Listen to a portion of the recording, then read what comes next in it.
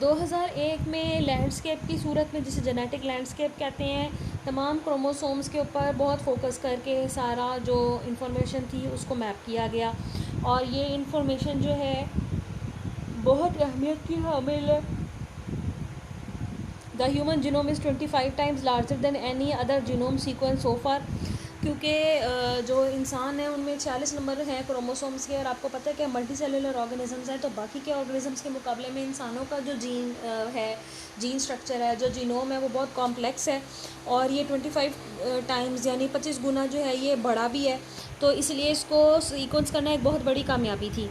The map for each chromosome is presently incomplete and in many instances scientist rely on the placement of RFLPs के बारे में हमने पहले भी पढ़ा था कि ये छोटे छोटे सेगमेंट्स होते हैं जिनको इस्तेमाल किया जाता है बायोटेक्नोलॉजी में। तो अभी भी क्योंकि हमारी इंफॉर्मेशन जो है वो पूरी तरह मुकम्मल नहीं है इसके बारे में, कहीं कहीं कुछ ऐसे हिस्से हैं जिनके ऊपर अभी काम चल रहा है। तो जो जगह खाली रह जाती हैं, जो गैप्स भर जाते हैं, उनको RFLPs की मदद से जो है वो स्टडी किया जाता है। These sites eventually allow scientists to pinpoint disease causing genes because a particular RFLP and a defective gene are often inherited together. RFLPs और डिफेक्टिव जीन्स जो हैं वो तब पैदा होते हैं जब उनमें कोई म्यूटेशन होती है। जब भी कोई जीन एबनॉर्मल हो जाता है, वो नॉर्मल प्रोटीन नहीं सिंथेसाइज कर सकता। इसका मतलब है कि उसकी न्यूक्लियोटाइड सीक्वेंस में कहीं कोई चेंज आया है, जो न्यूक्लियोटाइड सीक्वेंस में जो बेस लगनी थी वो नहीं लगी। इसी वजह से वो जो करैक्टर कंट्रोल कर रही है वो सही से नहीं कंट्रोल कर रही है, और उस जीन को हम अबनॉर्मल जीन कहते हैं। बाज़ दफ़ा जीन में ऐसा चेंज आता है जिसकी वजह से वो जानलेवा बीमारी पैदा करते हैं, और लीथल जीन्स जो हैं वो कहलाते हैं। और कुछ तो ऑन्को जीन्स में तब्दील हो जाते हैं जो कि कैंसर कॉजिंग जीन्स हैं। दोनों सूरतों में जो डिफेक्टिव जीन्स हैं जिनकी वजह से बीमारियां पैदा होती हैं, तो हम इनको RFLPs की मदद से डिफेक्टिव जीन्स को हम जो कि इनहेरिट हो जाते हैं, पेरेंट्स से बच्चों में मुंतकिल हो जाते हैं, इनको स्टडी कर सकते हैं। For example, it is known that person with Huntington's disease have a unique site where a restriction enzyme cuts DNA। मिसाल के तौर पर हम अंदाज़ा कर सकते हैं, एग्जांपल ले सकते हैं एक ऐसे शख्स की जिसको हंटिंगटन्स डिजीज़ है, और हम ये मानते हैं कि उसके DNA में एक ऐसी जगह है जहाँ पर रिस्ट्रिक्शन एंजाइम को अगर छोड़ा जाए, एक जो है वो उसके DNA को इसके साथ ट्रीट किया जाए, तो वो जो DNA है वो रिस्ट्रिक्शन एंजाइम की मदद से कट जाएगा। The test for Huntington's disease relies on this difference from the normal. अब ये बात जो है ये नॉर्मल जो इंडिविजुअल है जिसको हंटिंगटन्स डिजीज़ नहीं है उसमें नहीं होगी। तो हम जो टेस्ट डिराइव करेंगे इस डिसीज़ की डायग्नोसिस के लिए, उसमें हम इस चीज़ को जो है वो सामने रख सकते हैं, और टेस्ट जो है वो ऐसे तख्लीक कर सकते हैं जिसकी वजह से बीमारी की डायग्नोसिस में आसानी हो जाए। The second goal is to construct a base sequence map. हमारा जो दूसरा गोल है वो ये है कि हर जीन का जो बेस सीक्वेंस है, जो कि नॉर्मल बेस सीक्वेंस है, उसको डिटेक्ट कर लिया जाए, ताकि जहाँ पर भी चेंज और ख़राबी आ रही है जो कि एक बीमारी का बाइस बन रही है, उसको डिटेक्ट कर लिया जाए। There are 3 billion base pairs in human genome and is estimated it could take an encyclopedia of 200 volumes with each 100,000 pages. A list of these. तो ये बिलियंस की तादाद में जो है वो ह्यूमन जीनोम प्रोजेक्ट के अंदर जो जीनोम है उसके अंदर नाइट्रोजनस बेसिस का सीक्वेंस रखती है। और अगर हम एक इंसाइक्लोपीडिया बनाने बैठ जाएँ जिसके 200 वॉल्यूम्स हों, 200 किताबें हों, और हर बुक में 1000 सफ़े हो, तो शायद तब जाके इंफॉर्मेशन जो है वो पूरी हो जाए। और उसके बाद क्रोमोसोम जो है शायद हमारा मकसद पूरा हो जाए, क्रोमोसोम का जो एग्जैक्ट सीक्वेंस है वो हमें डिटरमिन हो जाए।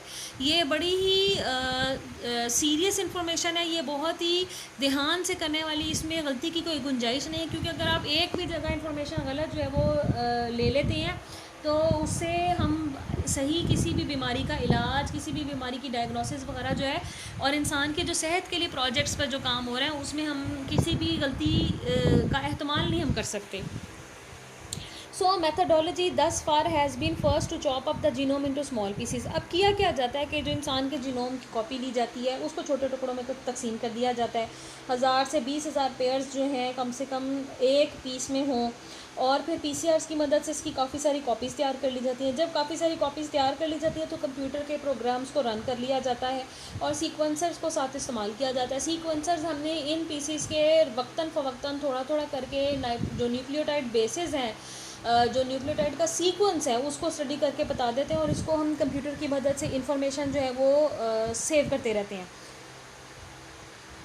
Instrumentation has gradually improved and recently one scientist J. Craig Venter has founded a company by the name Clara which has now sequenced the entire genome. अब इन्होंने एक कंपनी बनाई है जिसने सारा जीनोम जो है उसको सीक्वेंस कर लिया और इसका नाम क्लेरा है.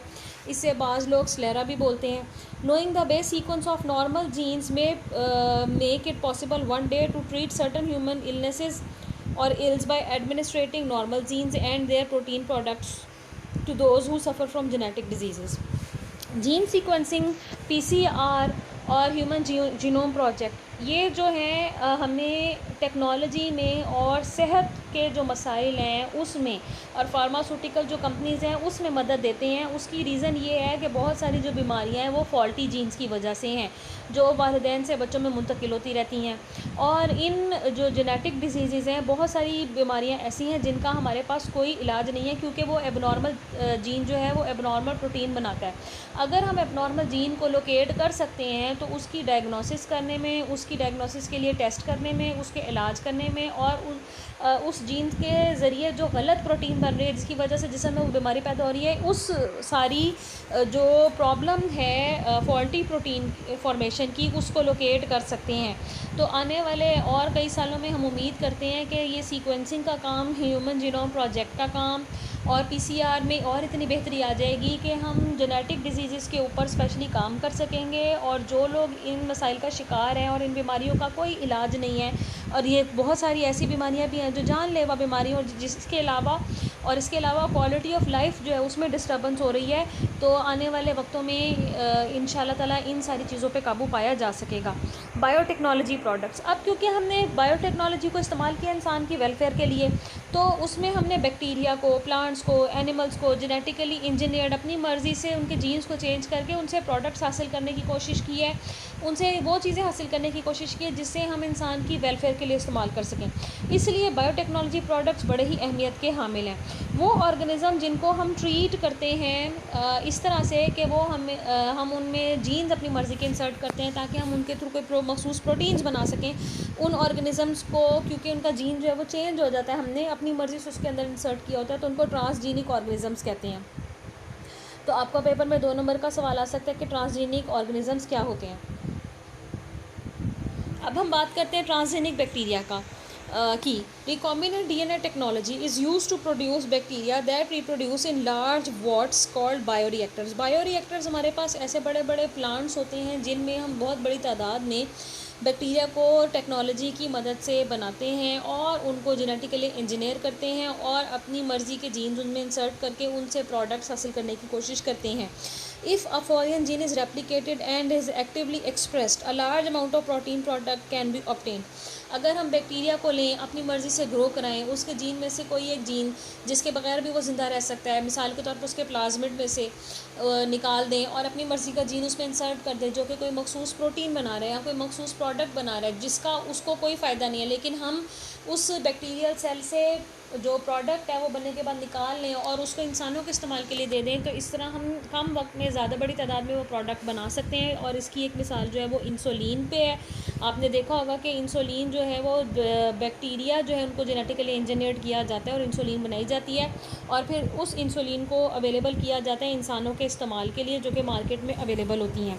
ऐसी बहुत सारी जेनेटिकली इंजीनियर्ड चीज़ें हैं जिनको ट्रांसजेनिक बैक्टीरिया की मदद से सिंथेसाइज़ किया गया है जिसमें बायोटेक्नोलॉजी की टेक्निक्स इन्वॉल्व हैं और उससे इंसान के सेहत के मसाइल, बीमारियों के मसाइल, इलाज मुआलजे के मसाइल जो है उनको हल किया गया है.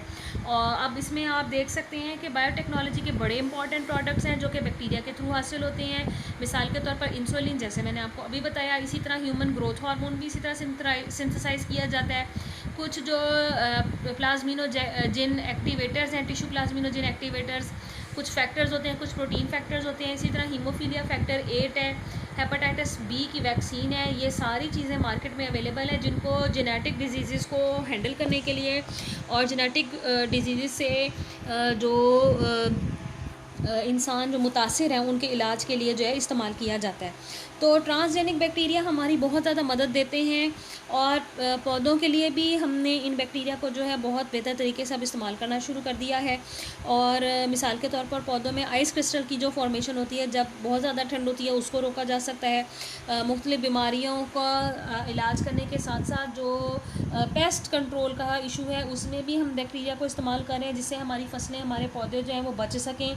और जो बैक्टीरिया है क्योंकि इनको इजीली कल्चर किया जा सकता है, हैंडल किया जा सकता है लेबॉर्ट्री में, इसलिए ये बड़े अच्छे ऑर्गेनिज़म हैं जिनकी मदद से हम अपने ऐसे और जो प्रोडक्ट्स हैं बायोटेक्नोलॉजी के वो बना सकते हैं।